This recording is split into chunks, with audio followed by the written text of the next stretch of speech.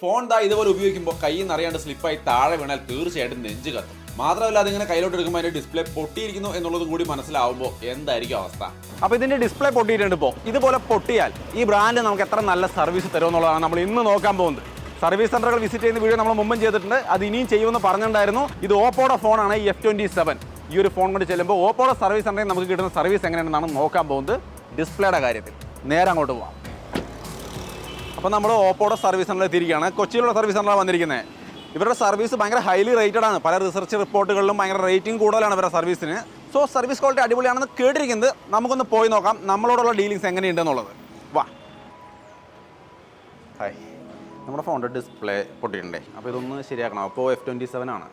അപ്പോൾ എന്താ അതിൻ്റെ പ്രൊസീജിയർ എവിടെയാണ്? അവിടെയാണ്. ഓക്കെ. Good morning sir. നമ്മുടെ ഇതിൻ്റെ ഡിസ്പ്ലേ പൊട്ടിയിട്ടുണ്ട്. ഓപ്പോ F27 ആണ്. അപ്പോൾ ഇതിന് നമുക്ക് എന്താ ചാർജ് വരെ എങ്ങനെ ശരിയാക്കുക, എത്ര നേരം പിടിക്കും എന്നുള്ള കാര്യങ്ങളാണ് അറിയേണ്ടത്. ഓൾറെഡി പൊട്ടിയിട്ടുണ്ടല്ലേ? പൊട്ടിയിട്ടുണ്ട്, താഴെ വീണതാ. ഓക്കെ. നമുക്ക് നിലവിൽ ഇതിപ്പോൾ വാറണ്ടിയിൽ നോർമലുള്ള ഹാൻഡ്സെറ്റ് വാറണ്ടിയിൽ നമുക്കിത് കവർ ആയില്ല, ഫിസിക്കൽ ഡാമേജ് ആയതുകൊണ്ട് തന്നെ. സോ നമുക്ക് ഇതിന് ഡിസ്പ്ലേ കോസ്റ്റ് വരുന്നത് നമുക്ക് വരിക 6285 കോസ്റ്റ് വരുന്നുണ്ട് ഡിസ്പ്ലേ നോർമലി മാറാനായിട്ട്. നമുക്ക് ഓൾറെഡി ഇപ്പോൾ സ്റ്റോക്ക് അവൈലബിൾ ആണ്. 1 മണിക്കൂർ ടൈം കൊണ്ട് നമുക്കിത് റിപ്പയർ ചെയ്തിട്ട്. ശരി, വെയിറ്റ് ചെയ്തോളൂ. Thank you. ഇവിടെ ഇങ്ങനെ ഇരിക്കണേക്കാളും നല്ലത് അവിടെ പോയിട്ട് അവരെന്താ ചെയ്യണം നോക്കണതായിരിക്കും. ഓപ്പൺ ഏരിയയിൽ വെച്ചിട്ട് അവർ ചെയ്യണേ. അന്വേഷണം നമുക്ക് അങ്ങോട്ട് പോയാലോ? ഓപ്പൺ ഏരിയ തന്നെയാണ് അല്ലേ? അതെ, സർവീസൊക്കെ എല്ലാവർക്കും കാണാമല്ലോ. അതെ, തീർച്ചയായിട്ടും. നമുക്ക് ഈ ആൾക്കാർക്കുള്ളൊരു സംശയമാണ്, ഈ ഡിസ്പ്ലേ ഒറിജിനലി സർവീസ് സെന്ററിൽ വന്ന് വരുന്നതുകൊണ്ട് എന്തൊക്കെ ബെനിഫിറ്റ് ഉണ്ട് എന്നുള്ളതാണ്. ഒരുപാട് വ്യത്യാസമുണ്ട്. കാരണം അതിന്റെ ക്വാളിറ്റിയിൽ തന്നെ ഭയങ്കര വ്യത്യാസമുണ്ട്. ഈ ഒരു മോഡലിൽ വരുന്നത് LED ഡിസ്പ്ലേ ആണ്. നമ്മളെ സെയിം മോഡലിലെ സെയിം ഡിസ്പ്ലേ മാത്രമേ എവിടെയും കിട്ടുള്ളൂ. സർവീസ് സെന്റേഴ്സിൽ അതേ കിട്ടത്തുള്ളൂ. ഇപ്പോൾ ഡ്യൂറബിലിറ്റിയും കാര്യങ്ങളും ഇപ്പോൾ ഇത് മറ്റേത് ഒറിജിനൽ ഡിസ്പ്ലേ എന്ന് പറയുമ്പോൾ ഒത്തിരി ഡ്യൂറബിൾ ആണ്. അതേ സെയിം ഡ്യൂറബിലിറ്റി തന്നെ ഇതിനും ഉണ്ടാവും. സെയിം ഒറിജിനൽ നമ്മൾ വാങ്ങിയപ്പോൾ സെയിം ഡിസ്പ്ലേ ആണോ അത് തന്നെയാണ് നമ്മൾ റീപ്ലേസ് ചെയ്യുന്നത്. അപ്പോൾ ആ ഡ്യൂറബിലിറ്റിയും കാര്യങ്ങളും ഇതിനോട് തീർച്ചയായിട്ടും. അതുപോലെ നമ്മൾ അയച്ചിട്ട് റീപ്ലേസ് ചെയ്യുന്ന സമയത്ത് നമ്മൾ സെയിം കാലിബ്രേഷനൊക്കെ അതുപോലെ തന്നെ ചെയ്തിട്ടാണ് നമ്മൾ റിട്ടേൺ ചെയ്യുന്നത്. സെയിം ഫിംഗർ പ്രിന്റ് സെൻസിറ്റീവ് ഒരു 0.3 സെക്കൻഡ്സിലേക്കുള്ള ആ ഒരു സെൻസിറ്റിവിറ്റി അതേപോലെ തന്നെ കിട്ടും. അതേപോലെ. ഓക്കെ, അപ്പോൾ ഇവിടെ നമ്മുടെ പുതിയ ഡിസ്പ്ലേ വന്നിട്ടുണ്ട്.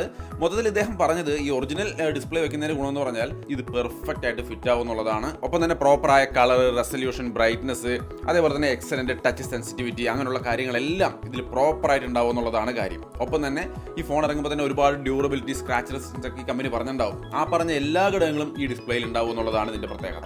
സോ നമുക്ക് ഒരു ഒറിജിനൽ ഫോണിന്റെ ഡിസ്പ്ലേ എങ്ങനെ ഉണ്ടായിരുന്നോ അതേ ക്വാളിറ്റിയിലും നിലവാരത്തിൽ നമുക്കത് ഉപയോഗിക്കാൻ സാധിക്കും. സോ ഒറിജിനൽ ഡിസ്പ്ലേയും ഒറിജിനൽ ആക്സസറികളും ഉപയോഗിക്കുന്നത് തന്നെയാണ് എപ്പോഴും ഫോണിന് നല്ലത് എന്നുള്ളത് തന്നെയാണ് അദ്ദേഹവും പറയുന്നത്. ഇത് ഞാനും മുമ്പ് പറയാറുള്ളതാണ്, നമുക്ക് അറിയാവുന്ന കാര്യവും തന്നെയാണ്.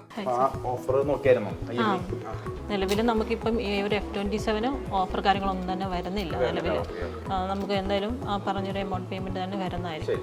പിന്നെ നമുക്ക് മറ്റ് കസ്റ്റമേഴ്സിനാണെങ്കിൽ നമുക്ക് ഓപ്പോ സർവീസ് നമുക്ക് ഒരുപാട് ഓഫേഴ്സ് കാര്യങ്ങൾ കൊടുക്കുന്നുണ്ട്, ഓൾറെഡി കൊടുക്കുന്നുണ്ട്. ഓഫർ എന്ന് പറഞ്ഞു കഴിഞ്ഞാൽ നമുക്കിപ്പോൾ മെയിൻ ബോർഡൊക്കെ ആണെങ്കിൽ അപ് ടു 80% ഓഫർ കൊടുക്കുന്നുണ്ട്. ഡിസ്പ്ലേക്ക് ആണെങ്കിൽ 60% ഓഫേഴ്സ് ഡിസ്പ്ലേക്ക്. അത് സെലക്റ്റീവ് ആയിട്ടുള്ള മോഡൽസിലാണ് കൊടുക്കുന്നത് കമ്പനി. പിന്നെ കൂടാതെ തന്നെ നമുക്ക് എല്ലാ മാസവും സർവീസ് ഡേ രീതി പോലെ നമുക്ക് കസ്റ്റമേഴ്സിന് ഓഫർ കൊടുക്കുന്നുണ്ട്. എല്ലാ മാസവും 10-ാം തീയതി രീതിയിലാണ്. ഇൻ കേസ് അത് സൺഡേ ഒക്കെ ആണെങ്കിൽ നമ്മൾ നെക്സ്റ്റ് ഡേ രീതിയിലാണ് നമ്മളത് ക്രമീകരിച്ചിരിക്കുന്നത്, കൊടുക്കുന്നത്. അതിലും സെയിം തന്നെ സ്പെസിഫിക് ആയിട്ടുള്ള ഓഫേഴ്സ് ചില മോഡൽസിന് മാത്രം, അങ്ങനെ സെലക്റ്റഡ് ആയിട്ടുള്ള മോഡൽസിന് കൊടുക്കുന്നുണ്ട്. ഓഫർ ഉണ്ട് നമുക്ക് നിലവിൽ. പിന്നെ എന്താണെന്ന് വെച്ച് കഴിഞ്ഞാൽ സർവീസ് ഡേക്ക് പിന്നെ എക്സ്ട്രാ ആയിട്ട് നമ്മൾ കൊടുക്കുന്നത് കഴിഞ്ഞാൽ ഇപ്പം ക്ലീനിങ് അങ്ങനെയുള്ള ഫോൺ ക്ലീനിങ് കാര്യങ്ങളൊക്കെ ആണെങ്കിൽ നമ്മളത് ഫ്രീ ആയിട്ട് ചെയ്ത് കൊടുക്കും. പിന്നെ already software life time free ആണ് നമ്മൾ കൊടുക്കുന്നത്. എല്ലായ്പ്പോഴും ഫ്രീ തന്നെയാണ് കസ്റ്റമർ കൊടുക്കുന്നത്. ഇത് ഞാൻ പറഞ്ഞ പോലെ തന്നെ നമ്മൾ കസ്റ്റമേഴ്സിന് പൗച്ച് ഫ്രീ ആയിട്ട് തന്നെ കൊടുക്കുന്നുണ്ട്. ചെക്ക് ചെയ്തോട്ടോ. സോ അപ്പോൾ നമ്മുടെ കയ്യിൽ ഫോൺ കിട്ടിയിരിക്കണം. നിങ്ങൾക്ക് കാണാൻ ഡിസ്പ്ലേ നല്ല ക്ലീൻ ആണ്, നീറ്റ് ആണ്, യാതൊരു ഇഷ്യൂസും ഇല്ല. കേസ് ഒപ്പം തന്നെ ഡിസ്പ്ലേയിൽ ഒരു സ്ക്രീൻ ഗാർഡ്, അതായത് സ്റ്റിക്കറൊക്കെ ഒട്ടിച്ചിട്ടുണ്ട്. മൊത്തം സെറ്റായി കയ്യിൽ കിട്ടി. 6249 രൂപയാണ് നമുക്ക് മൊത്തത്തിൽ ബില്ല് വന്നത്. പിന്നെ ഒരു 24 മണിക്കൂറിനുള്ളിൽ നമുക്കൊരു ഫീഡ്ബാക്ക് മെസ്സേജ് വരുമെന്ന് അവർ പറയുന്നുണ്ട്. അതിലൂടെ നമുക്ക് നമ്മുടെ സർവീസ് എക്സ്പീരിയൻസ് എങ്ങനെ ഉണ്ടായിരുന്നു റേറ്റിംഗ് കൊടുക്കാം. സോ മൊത്തത്തിൽ അപ്പോൾ ഈ പരിപാടികളൊക്കെ കഴിഞ്ഞു. സാർ ഇപ്പോൾ ഞാൻ അടുത്ത സർവീസ് ഉണ്ടെന്നാണെങ്കിൽ തന്നെ ഇത് ചെയ്യണമെന്നാണെങ്കിൽ സാറിൻ്റെ ഡയറക്റ്റ് വരേണ്ട. അതിപ്പോൾ കസ്റ്റമേഴ്സിനായിട്ട് ഒരു പിക്കപ്പ് ആൻഡ് ഡ്രോപ്പ് ഫെസിലിറ്റിയും കൂടെ കസ്റ്റമേഴ്സിന് പ്രൊവൈഡ് ചെയ്യുന്നുണ്ട്. അതായത്